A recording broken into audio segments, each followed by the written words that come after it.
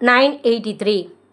மணத்தக்காளி வத்தல் குழம்பு இறக்கியவுடன் அதில் சுட்ட அப்பளத்தை நொறுக்கி போட்டால் ருசியோ ருசிதான். டிப்ஸ் 984. எலுமிச்சை சாதம் கலக்கும் பொழுது ஒரு ஸ்பூன் வதக்கிய வெங்காய துருவலை சேர்த்தால் வாசனையாகவும் சுவையாகவும் இருக்கும். டிப்ஸ் 985. தினமும் குடிக்கும் டீயில் இஞ்சி, ஏலக்காய் மற்றும் புதினா இலைகளை சேர்த்தால் ருசியாகவும் இருக்கும், உடலுக்கும் நன்மை பயக்கும். டிப்ஸ் 986. ஆம்லெட் செய்யும் பொழுது கொஞ்சம் வெங்காயத்துடன் தக்காளியும் சேர்த்தால் முட்டை வாசனை வராது, ருசி கூடும். டிப்ஸ் 987. புதினா, மல்லி மற்றும் கருவேப்பிலைகளை தண்டுடன் அப்படியே வைக்கக்கூடாது.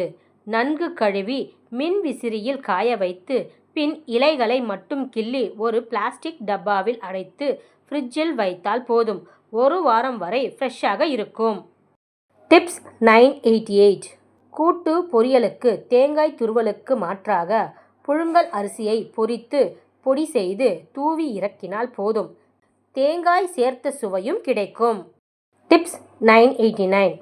பாகற்காய் துண்டுகளை உப்பில் சேர்த்து பிசறி 10 நிமிடம் கழித்து தண்ணீரில் அலசி விட்டு சமைத்தால் அவ்வளவாக கசப்பு தெரியாது. டிப்ஸ் 990.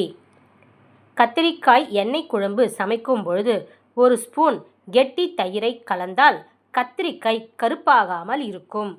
டிப்ஸ் 991. எலுமிச்சை பழத்தை உப்பு ஜாடிக்குள் போட்டு வைத்தால் நீண்ட நாட்களுக்கு அழுகி போகாமல் இருக்கும்.